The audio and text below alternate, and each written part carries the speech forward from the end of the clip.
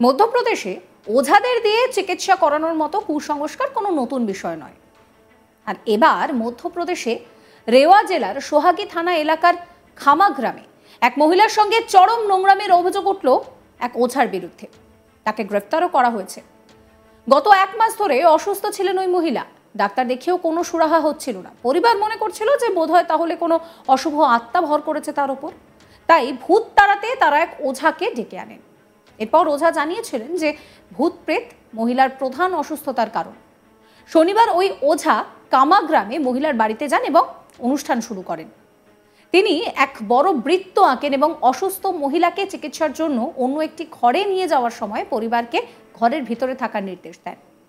পরবর্তীতে মহিলাকে অন্য ঘরে নিয়ে যান তিনি এবং তারপর তার শরীর থেকে অশুভ আত্মা দূর করার অজুহাতে তার সঙ্গে নোংরামি করেন বলে অভিযোগ। মহিলা অজ্ঞান হয়ে পড়ার পর তার বাড়ি থেকে ওঝা পালিয়ে যায়। জ্ঞান ফিরে আসার পর মহিলা পরিবারকে পুরো বিষয়টা জানান এবং ওই ওঝা যে তার সঙ্গে নোংরামি করেছে সেই বিষয়টাও পুরোপুরি জানান, যার পরে বিষয়টি স্থানীয় পুলিশকে জানানো হয়। অসুস্থ তরুণী রেওয়া জেলার সোহাগী থানা এলাকার খামা গ্রামের বাসিন্দা। নিকটবর্তী গ্রাম বাদি উমারিয়ায় ওঝা হিসেবে কাজ করে হচ্ছে সমরেন্দ্র সিং ভুটুয়া। তরুণীর মাথা থেকে ভূত তাড়ানোর জন্য গত 1 মাস ধরে খামা গ্রামে তরুণীর বাড়িতে তার পরিবারের লোকজন এই ওঝাকে নিয়ে আসছিল। সোমবার সাব ডিভিশনাল অফিসার পুলিশ উদিত মিশ্র জানিয়েছেন যে অভিযুক্ত ওঝাকে নোংরামির অভিযোগে মামলা করা হয়েছে, তাকে গ্রেফতার করা হয়েছে। তাকে স্থানীয় আদালতে বিচার বিভাগীয় হেফাজতে রাখা হয়েছে।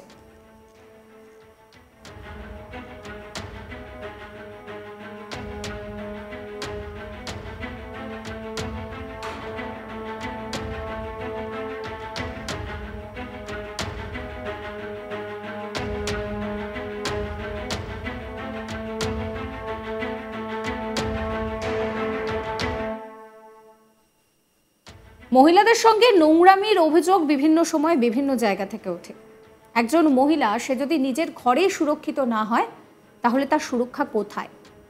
আর এখানে দেখুন কুসংস্কার কতদূর মাথাচাড়া দিয়েছে যে সেখানে অসুস্থ মহিলার চিকিৎসা ডাক্তার যে পদ্ধতিতে করছেন সেই পদ্ধতিতে পরিবার বিশ্বাস রাখলো না, তারা একটা ওঝাকে ডেকে নিয়ে এলো। আচ্ছা আপনারাই বলুন তো, যে এই যে কখনো যখন শরীর খারাপ করে, যখন অসুস্থ হয় মানুষ, তখন ওঝাকে আনার দরকার নাকি তার প্রপার ট্রিটমেন্ট করানো দরকার? মধ্যপ্রদেশে এইভাবে ওঝাদের দিয়ে চিকিৎসা করানো এটা কোনো নতুন বিষয় নয়। এই কুসংস্কার দিনের পর দিন ধরে চলে আসে। কিন্তু আমরা তো এখন বলছি যে আমরা যুগের থেকে অনেকটা এগিয়ে গিয়েছি, আমরা ডিজিটালি অনেক কিছু করছি, আমরা নিজেদেরকে আপগ্রেড করেছি। তাহলে কেন চিন্তা ভাবনা সেই মধ্যযুগীয় সময় পর্বেই বাধা হয়ে রয়েছে?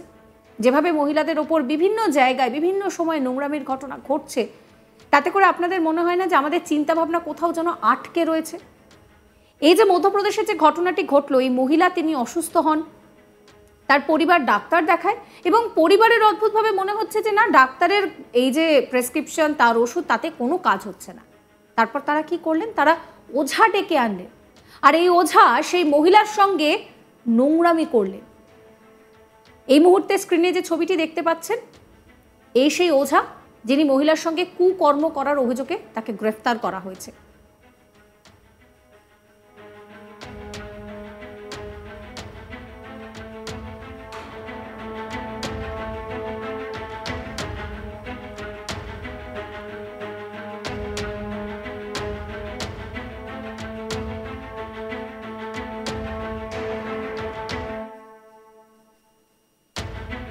মধ্যপ্রদেশে রেওয়া জেলার সোহাগী থানা এলাকার খামা গ্রামে এক মহিলার সঙ্গে এই ব্যক্তি, এই ওঝা চরম নোংরামি করেছে।